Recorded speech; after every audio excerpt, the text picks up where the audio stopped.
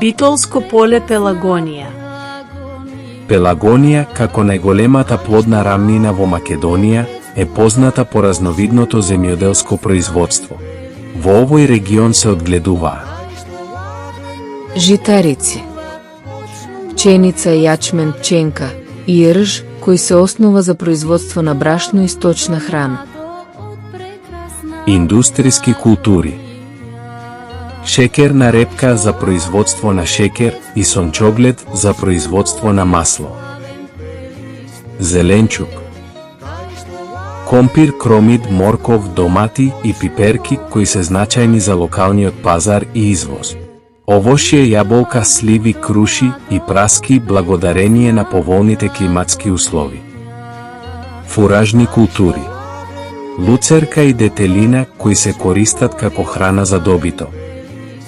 Грозје, одгледувано во помали количини за вино и ракија.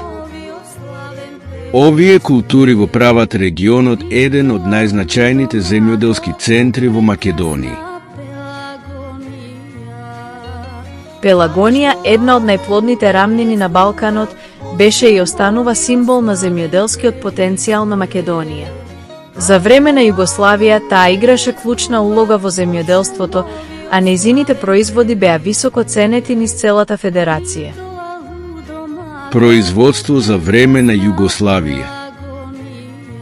Пелагонија беше главен производител на пченица, јачмен и пченка.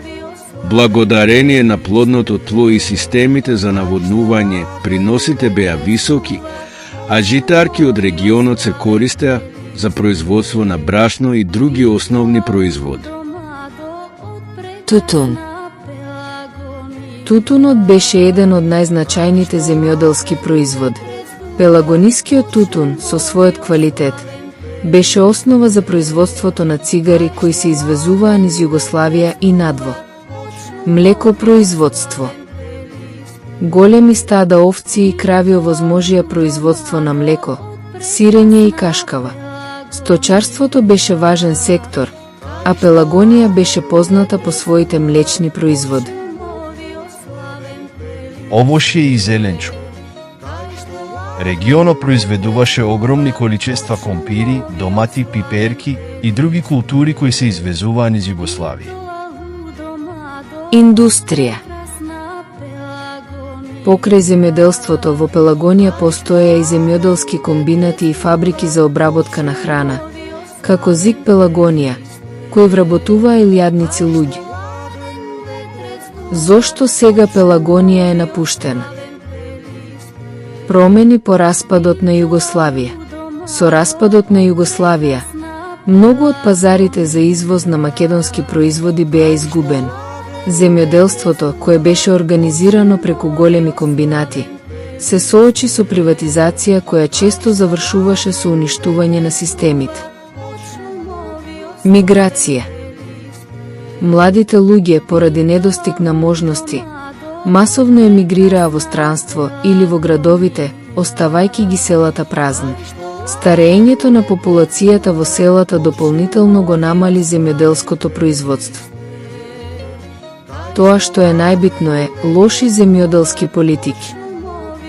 Невложувањето во земјоделството, застарената механизација и недостигот на субвенции и поддршка ги натераа многу фармери да ги напуштат нивите.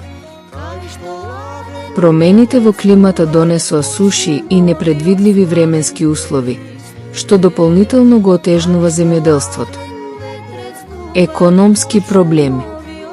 Недостатокот на инвестирање во современи методи на производство и преработка на храна ја намали конкурентноста на производите на меѓународниот пазар. Иако денес Пелагонија не е на нивото од времето на Југославија, потенцијалот се уште постои.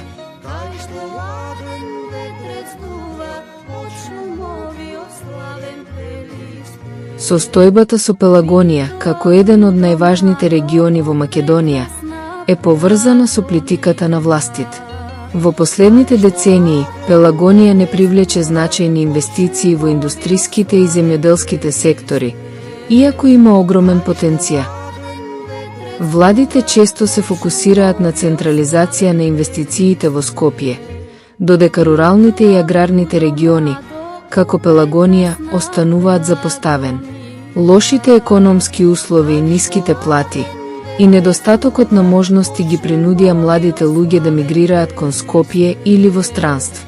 Иселувањето доведе до демографски пад и старење на населението во регионот.